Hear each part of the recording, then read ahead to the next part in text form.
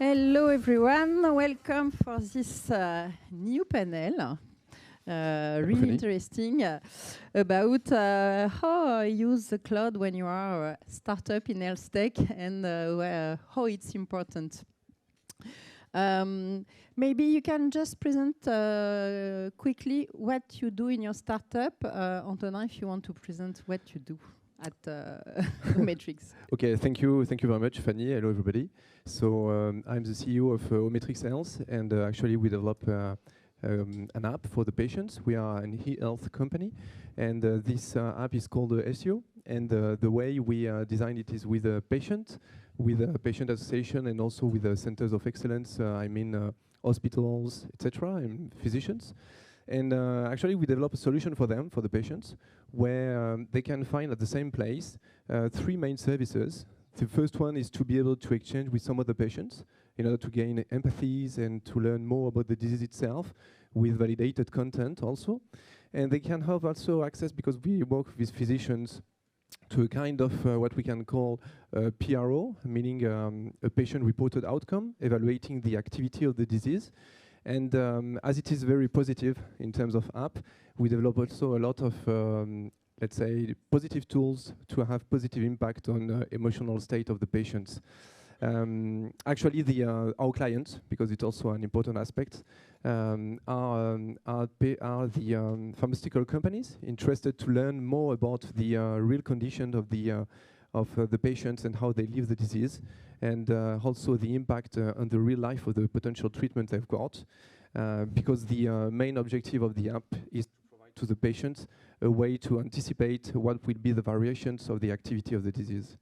So this is it. So we are strongly involved also in the AI and all the tools we now have at our knowledge. Can deep dive a bit after. Absolutely. And Wilka at Skezi, what did you do? Hi everyone, my name is Wilka. Thank you, Fanny, for inviting me. Skezi is a spin-off of APHP and Université Paris-Cité. We develop two products today. The first is Schemate for tele-expertise for organized RCP. And the second product is Skezia for create a cohort of patients or just a simple survey like a Google form. It's just more secure and made in France. Thank you, Ilka. For start, can you tell me what is the innovation the most promising in the AI healthcare using cloud? Well, actually, one of the key tools we have recently seen, and they are a strong impact right now, is about the usage of a lot of images, for example. And we are also working with physicians for this in order to train models and to help to better identify and to classify some diseases. Personally, the main impact we are expecting from trainings with the cloud's use and with strong content is also based on the model to predict the activity of diseases, and this is why we are actually focusing now. And the usage of the clouds we will have in the very strong period now will be based on this. So, in a short word, it's a way to help the patients to better know themselves how the disease works and to elevate the level of autonomy. Mika? I think there are a lot of innovation in startup. For me, I think about two innovations. The first is all the tools for medical assistance, diagnostic prediction, where, for example, an AI for predict or suggest a diagnostic for a patient. And second, I think, is all the discovering of all new treatments thanks to generative AI. I think today that caregivers lost a lot of time in their job, and the innovation can really help you to save time. Thank you. What are the challenges the startup faces for integrated cloud and AI solution that in cloud actually for the healthcare system? You can start, Vilka. For me, I think the interoperability is very a big subject for the HealthTech. Today, the different actors use different standards for communicate with other applications. But we have a lot of standards. The main standard is FHIR for API, but is not yet used everywhere. But we have also OMUP for data in medical, in clinical research. I think it's important for all startups to use the same language for their application. But I think the problem is not just here. I think startups and companies need to open a public API for all, for facilitate the data exchange. If we do that, I think it will be a good victory for patients. Okay. Yeah, I can only emphasize this. The interest of a standard like FHIR, which is also used in US, is quite well interesting to have a standard that can be open for all the actors here. There is a interoperability trouble and about the data securities about that. Yes, probably I can share two experiences we've got in this field. You're referring probably also about the exchange with the hospitals, for example.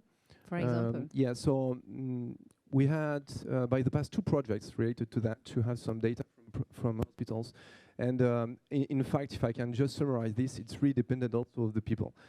For example, on the first project that started, I think, something like 3 years ago, it never delivered the things we wanted because it started with, okay, we need to analyze 800 different points, etc. It's a big project for 4 months to evaluate the security and all the items.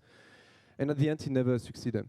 And on the other hand, during the COVID aspect, there is no issue to have connections in 1 week and also respectful to the security. So I think at the end of the story, it's really, and this is thankfully really linked to the people who are leading the projects here. Okay. Vilga, about interoperability.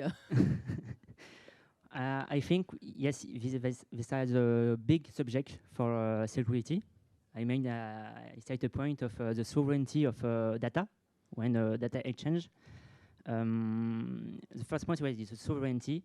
I think today we can't store any health patient data of American provider. We have to store any health data on a cloud provider French. We can't decide for the patients. For me, when we develop an application on cloud, I think it's important to choose a French provider. It's important for me.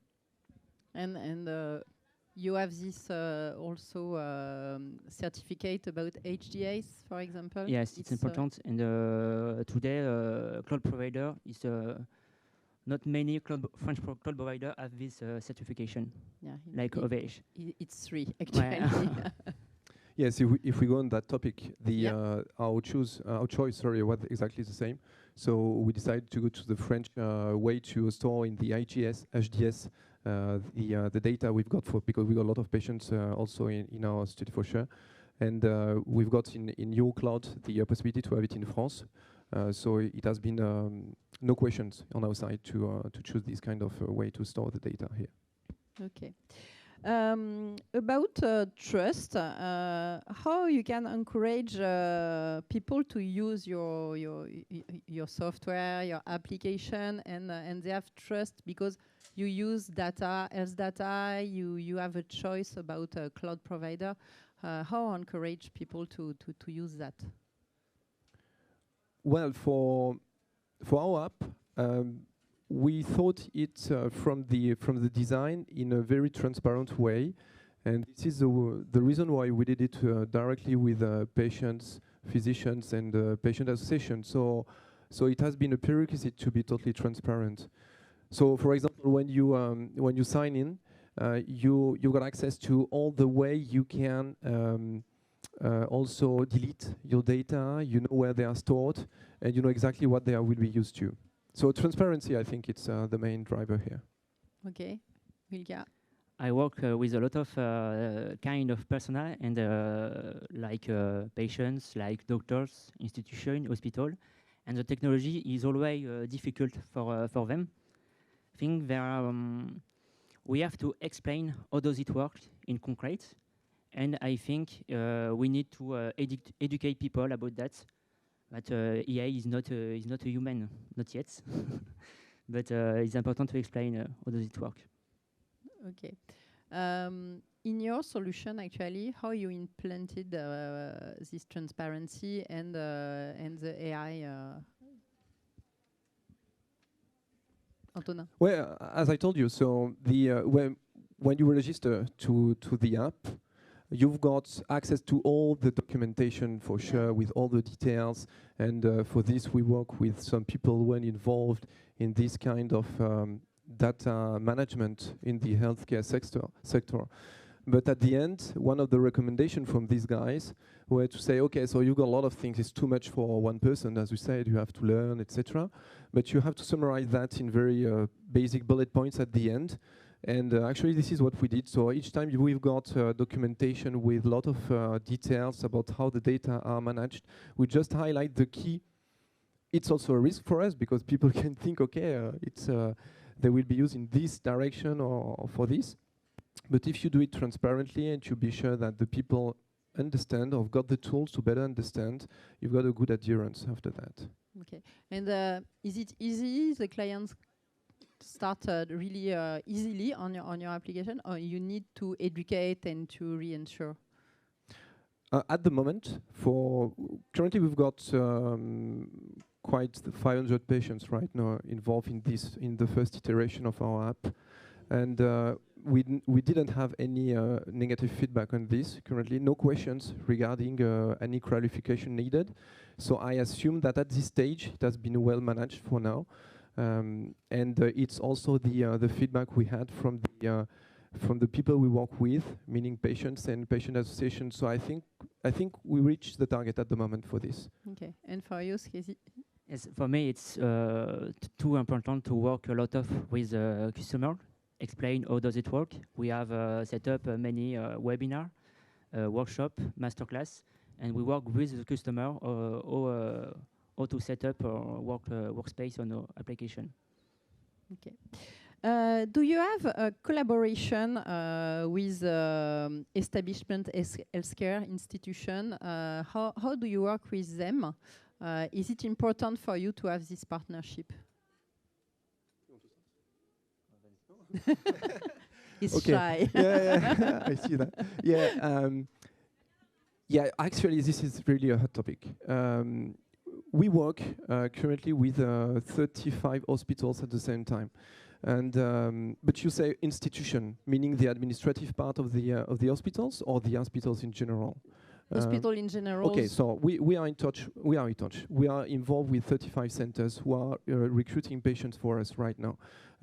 For one of the aspects of our app, meaning that I said earlier that we've got a PRO, so meaning this patient-reported outcome. It's an auto-questionnaire for the patients, but it has to be validated. So we need to make a study in parallel. So it's quite a little bit in parallel. And we've got 35 centers. And if you ask me, how does it work with them? I will tell you, you have to make everything as simple as possible, secure as maximum. Just take the only data you need to put in the cloud for the training of your models or whatever, but just the minimal set that you really need. And if you are transparent with this, you can avoid to have, for example, we avoid to have for this study the name of the patients and some sensitive data. So we have more openness from the actors here, and we had more willingness from teams that can be reluctant to do some private research with external partners. We've got the ARC, is Attaché de Recherche Clinique, and all the research team in hospitals who are okay to provide us the data in this field. But I know that it has not been easy to find a way to do that. And knowing that the data are stored in a good compartment, French compartment, it's also a good advantage for us. Okay. At Skezi, do you have partnership? Yes, with APHP. As I said before, we have a spin-off of APHP, and it's very slow to work with them. We have too many steps to sell something, to ask something. It's very slow, but we work with them. it's important, this collaboration for data, for visibility? I think it's for visibilities and it's for ideas. There are many doctors, there are many caregivers in APHP, and I think it can bring us many ideas. Okay. A last question about me, and after we can ask to the public to have a few questions. What is the next important innovation you see in your topic? I think today, as I said, caregivers lost a lot of time today in their job. I think we have to propose tool for do something in 5 minutes. It need to go fast for do something. It's important. Be more efficient, yes. and have more time. And in the future, this will improve the care efficiency, and it's very important. Okay. And for you, Antonin? Yeah, so I think the one of the outcomes of the app here is to obtain a way to better give autonomy to the patients. And so as I tell you, we've got the tool to be able to predict the activity of the disease in chronic diseases. And we really think that the pharmaceutical companies who are really willing more autonomy for the patients can converge with such solutions in order to help their patients to better reflect what can be done with the best of the treatment today. Thank you. Do you have any question in the public for this startup? No? I need to find another one for you. Sure. This is a good moment for ask question. Maybe I have one issue about the cost and accessibility. Is it easy to find the good balance about this innovation, who can be expensive to train AI and to use cloud solution, and to have a good price for the institution or the clients? But today we have OVH Cloud for store service, and the startup program can help us to set up all this credit on cloud. But I think today we have all tools for store all data with un faible coût. Less price. Yeah, for sure. This is it's not a secret to say that in the health industry, it's super hard to find a correct business model, for sure. So basically, you do not have a lot of choices. So even you've got a way to have the patients paying for your solution, which is not the case in France, at least, because it's all free for us. I mean, for the patients. But on the other hand, you can wait, let's say, 8 to 10 years to have something that will be reimbursed by the authorities. Personally, I cannot. And even I think it can be a very good choice, and some solutions have been done already with this, but I think there are 2 or 3 no more, and waited for more than 8 years for each of them. On our personal behaviors, we think that the elevation of all things is more about the let's say that we develop the solution for the patients in coordination with pharmaceutical companies, for example, who are interested to have impact for the patients, and for sure it will be strongly cheaper for them to participate in this, and they can valorize also all the data they can obtain, anonymized data for sure, but they can learn a lot also about the real life of the usage of their treatments, for example. Okay. And one last question, is it painful, all this regulation in France, or it's really important that we have this regulation about health data? Okay, so it's a tricky one. you wanted to start, maybe? Yeah. Okay, so yeah, we've got, if I understood well, we've got probably the most restrictive regulation regarding health data, for sure.